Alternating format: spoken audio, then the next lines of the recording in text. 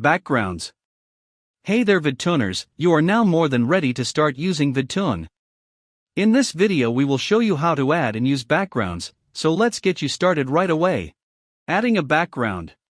I'm pretty sure you have heard about what drag and drop is all about. Vidtoons has been built with that same approach.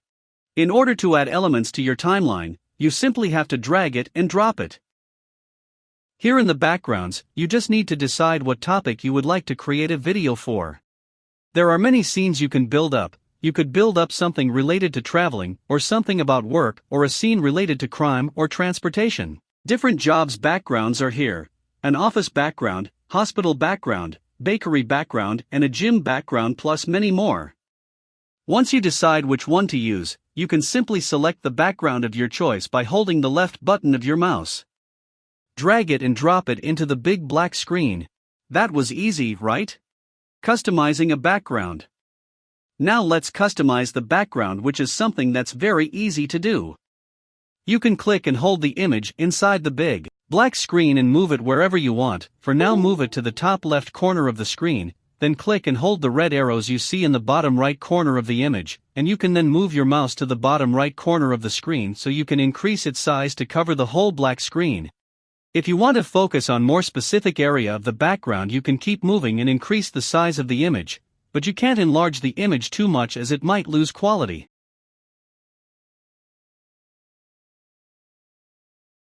Awesome guys, let's now get into the settings area. In order for the settings icon to be enabled, an element should already be inside the timeline, and also should be selected and highlighted in red. As you see in this case, our background is there and is highlighted in red. If not, you simply have to click on it. Now you can go and click in the settings icon to see how you can further customize the background. In this area there are different things you can do to the background. You can decide the start time and the duration time of the background in the timeline by typing your desired values, but this is something you can do a lot easier directly in the timeline. Here in the timeline you can hold the background and move it to the right or to the left. And also you can extend its length by clicking and holding the red little arrows you see in the bottom right corner of the background and moving it to the right. If you want to delete the background, you can simply click on the X icon. Okay. Back to the settings. What you can do to the background image is to flip it. You simply click on the check icon to flip the background, and click it again to flip it back to its original view. If you click on the background color check, you will change the image of the background to a color. This means the image is gone, and you can use the color instead. For changing the color, you simply click on your desired color by using this square color picker. You can also click and hold the left button of your mouse and move it around, so you can preview more colors right away. You can do the same with the vertical color picker. You can also use the HSV color code approach by clicking on this icon here. As you notice, clicking here lets you change between both RGB and HSV color code languages. You can also assign a specific color by using a hex color code, which is just a different way to handle coloring. You simply adhere the hex color code of your choice and hit enter on your keyboard. Finally, here in the bottom of the color picker area, you will be able to pick among the colors you already saved for later use. To save a color to use for later, you simply pick the color above as I explained, and click on the plus icon. The color will be saved for later use in other parts of the project. You just need to click on it. Okay. Enough about colors. I will get back to adding the background image, as I would like to show you more things you can do to it. You can also add an appear animation to your background image. You simply need to click on it and pick one among the ones listed there. In this case I pick left, which means the background image will appear from the left side of the screen. You can also add an disappear animation to your background image too. You just need to click on it and pick one among the ones listed there. In this case I pick right, which means the background image will disappear to the right side of the screen. A very important trick here about the appear animation is that the background image should be set to start a little later than number 0 in the timeline. If you set the image to start all the way to the left side of the timeline, the appear animation won't be seen in the screen, so you just need to move the background image to start a little later than the number 0 in the timeline. Now the coolest part here is to preview how your animation is looking so far, so for that click on the play button. As you can see, the appear animation works perfect, and the disappearing animation works awesome too. This is so fun, guys. Okay, now let's get back to the settings to show you the remaining features we have for our backgrounds. Here you will also see an animation effect called Move A to B. With this animation, you'll be able to add a moving effect to the element selected, in this case the background image. Just click on it and a red flag will appear.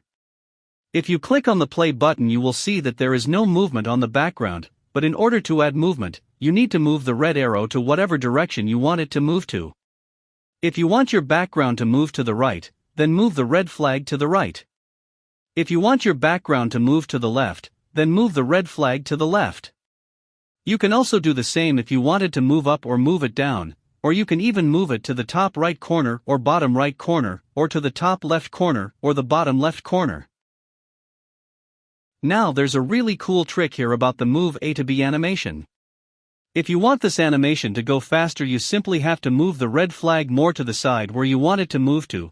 The further from the center you move the red flag to, the faster and the animation will be.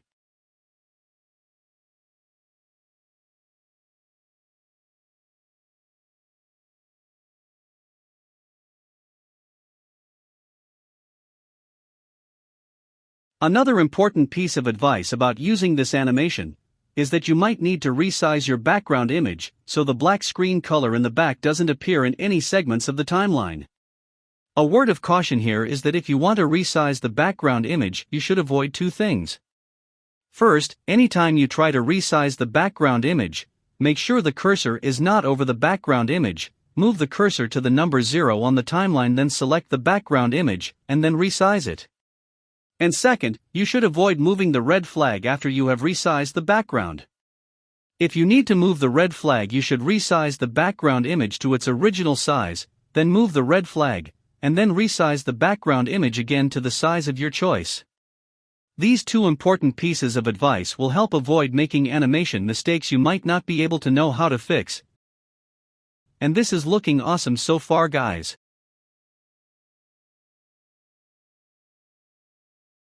Adding an additional background. Now let's add another background, so you can see how to create the connection between both backgrounds in the timeline. As you noticed, I'm trying to build up a story related to transportation. In this case, I want to build up a video animation related to auto repair. Also, you notice my whole video animation project will last 10 seconds. I can increase the length of the project by using the plus icon, and if I want to work on other parts of the project, I can move the timeline right or left. For now, I will leave it at 10 seconds.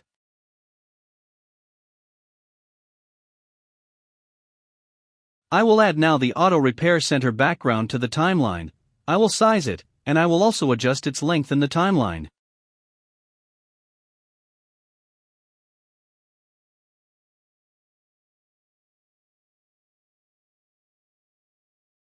In this case, I won't add an appearing animation. That is because the first background has a disappearing animation that will make the second background to appear nicely. You just need to make sure that there's no space in the timeline between both background images.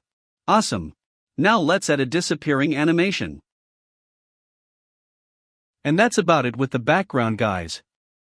This is just looking awesome so far, so continue now with the following video, which will show you how to use the gallery.